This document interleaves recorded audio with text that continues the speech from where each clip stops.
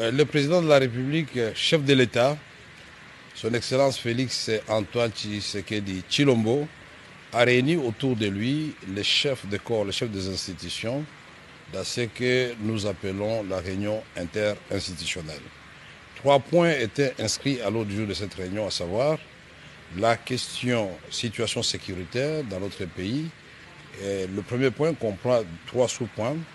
Il y a le travail qui sera désormais fait conjointement entre l'EAC et la SADC. Il y a le processus de Luanda et de Nairobi, mais il y a la résolution 2773 du Conseil de sécurité. Le deuxième point a porté sur les enjeux de l'ère, l'attitude que nous devons avoir vis-à-vis des enjeux de l'ère en tant qu'acteurs institutionnels et politiques de notre pays. Le troisième point, c'était les divers.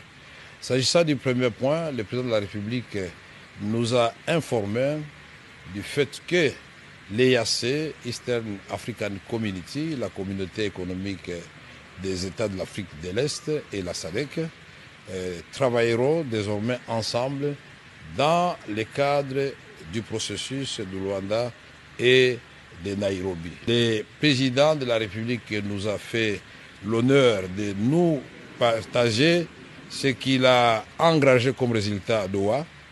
C'était, sur le plan diplomatique, très important, et nous expliquer, et à travers nous, tout le peuple congolais, que Doha n'a pas annulé Luanda ni Nairobi. Au contraire, Doha vient booster Luanda et Nairobi. En ce qui concerne la résolution 2773, merci à tous ceux qui ont apporté leur voix pour qu'elle soit adoptée.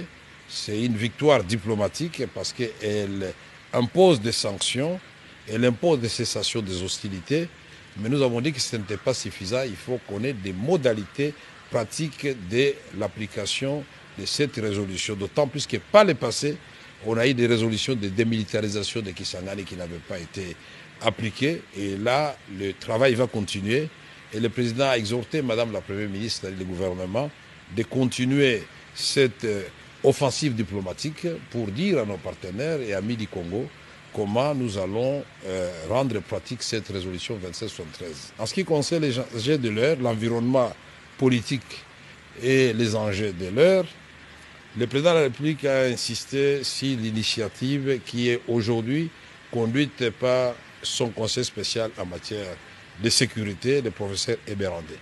Et il a tenu à préciser qu'il a pris cette initiative et elle constitue une première étape qui devra amener à terme, après de pourparlers, après des discussions, à la formation d'un gouvernement d'union nationale, mais surtout que la République démocratique du Congo recouvre totalement son intégrité territoriale et sa souveraineté